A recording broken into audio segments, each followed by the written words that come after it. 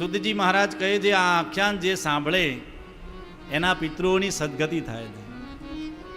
આ કથા સાંભળવાથી એના પૂર્વજોની સદગતિ થાય છે.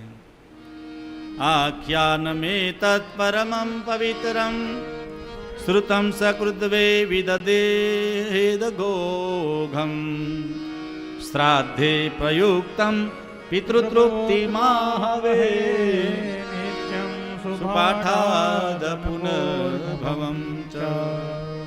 કોઈ શ્રાદ્ધ થતું હોય પિતૃઓની તૃપ્તિ માટે તીર્થમાં ક્યારેક આનો પાઠ થાય અથવા તો આ કથા સાંભળીએ તો અપુનર પાછો એનો જન્મ થતો.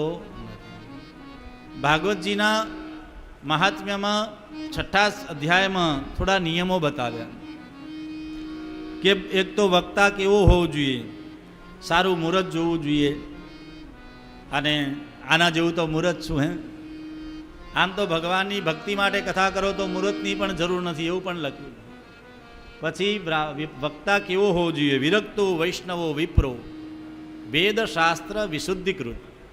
વિરક્ત હોવો જોઈએ, વૈષ્ણવ હોવો જોઈએ, ભગવાનને માનનારો હોવો જોઈએ, વિપ્ર હોવો જોઈએ, બ્રાહ્મણ હોવો જોઈએ, વેદ અને શાસ્ત્રને જાણકાર હોવો જોઈએ, જે દૃષ્ટાંત કુશલો ધીર હોય, દૃષ્ટાંત આપી અને ધર્મની શાસ્ત્રોની વ્યાખ્યા કરીને માણસને સામાન્ય જનને પણ એ વાત સમજાય એવી વાત કરીને કથા કરે. નિસ્પૃહી વક્તા હોવો જોઈએ. કારણ ભાગવત એ સાક્ષાત ભગવાનનું રૂપ છે. જ્યારે ભાગવતનો સંકલ્પ કરો કથા કરવાનું, અમારા અનિલભાઈનો બહુ ભાવ હતો. અનિલભાઈનું મને એક વાક્ય એટલું સુંદર ગમ્યું કે એમણે કીધું કે ભાગવત ભગવાનની કૃપા ખૂબ હોય છે. મને આ વાત બહુ હૃદયસ્પર્શી ગઈ. કારણ કે અમે કથા કરીએ પણ આમ આયોજનવાળી કથા ઓછી કરીએ પહેલેથી. આમ મારા બધા ઘણા કહે પણ હું ના પાડું કે આ ભાગવતજીનો મહિમા ઓછો થાય. પણ એમણે આ વાક્ય વાપર્યું ત્યારે મને બહુ ગમ્યું કે ના, એમને ભાગવત પ્રત્યે શ્રદ્ધા છે. જો તમને અંબેમામાં કે કુળદેવી કે ભગવાનમાં ભક્તિ છે ને, ભલે સંસારની વાસનાથી તમે ભક્તિ કરો કંઈક મેળવવા માટે, પણ તમે એ માર્ગે લાગ્યા છો ને, એક દિવસ તમને એનો અનુભવ થશે કે ખાલી લૌકિક સુખ નહીં, બીજું સુખ તો ભગવાન કેટલું આપે છે. એ કેટલી આપણી ઉપર કૃપા કરે છે. આપણે ગાડીને બંગલા ને મોટરને આ બધું માગશું એ તો આપશે જ. હે, બધા ભગવાન આમ હાથ રાખીને જ બેઠા છે. જો અંબેમાનો ફોટો છે ને, એ પણ બધા ભગવાન આપે જ છે. પણ એક દિવસ એવું આપશે કે આ બધાથી વિશેષ આપશે. પણ તમે એ માર્ગે ચાલ્યા છો ને, ભલે તમે સકામ ભક્તિ કરો છો, પણ એક દિવસ તમને નિષ્કામ ભક્તિનો અનુભવ પરમાત્મા કરાવશે. પરમાત્મા ભાગવતજીનો એવો મહિમા છે.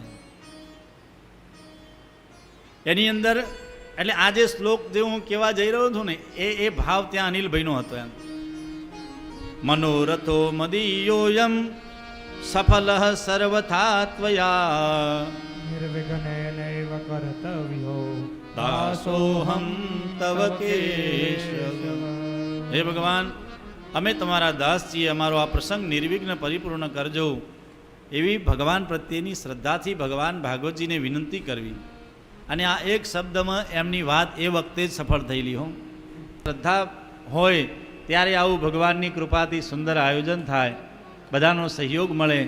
એ આપ સર્વ જે ઘણા બધા સુખી સંપન્ન પોતાના ઘર વેપાર વ્યવસાય બધું છોડી અને અહીં આવ્યા છીએ, ત્યારે યાદ રાખો કે એક આપણા હૃદયમાં ભગવાન પ્રત્યે ધર્મ પ્રત્યે શ્રદ્ધા છે.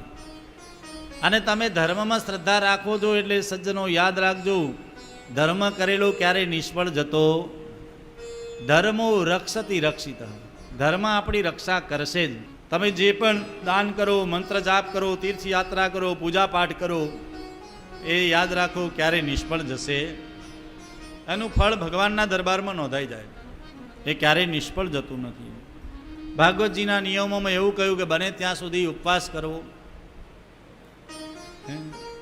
બને કદાચ નકરોડા ઉપવાસ ન રહેવાય તો એક સમય ભોજન કરી એક ટાણું કરીને કરવું, કથા સાંભળવી.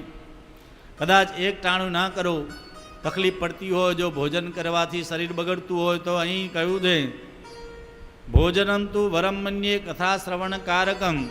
કથા સાંભળવામાં તકલીફ પડતી હોય તો એક નહીં 3 ટાઈમ ભોજન કરીને પણ કથા સાંભળવી. હું અહીં છૂટ આપી દે, જે ભૂખ્યા ન રહી શકતા હોય એના માટે પણ કથા સાંભળવી. કથા સાંભળવામાં ભોજનની ઘણા લોકો એમ કહેતા હોય મહારાજ ભગવાન ક્યાં કહે છે ભૂખ્યા રહો એમ. ઘણા આવું કહેતા હોય. 50,000 લાખ રૂપિયા પગાર થઈ જાય, 2-4 અંગ્રેજી શબ્દો બોલતા આવડી જાય, સટલલી ને એકચ્યુઅલી ને એક્સક્યુઝ મી ને, એટલે એમની જાતને એટલા ઊંચા સમજવા માંડે. ભક્તોને તો એ ગાંડા ગણે. પણ યાદ રાખો ધર્મનો પાવર છે.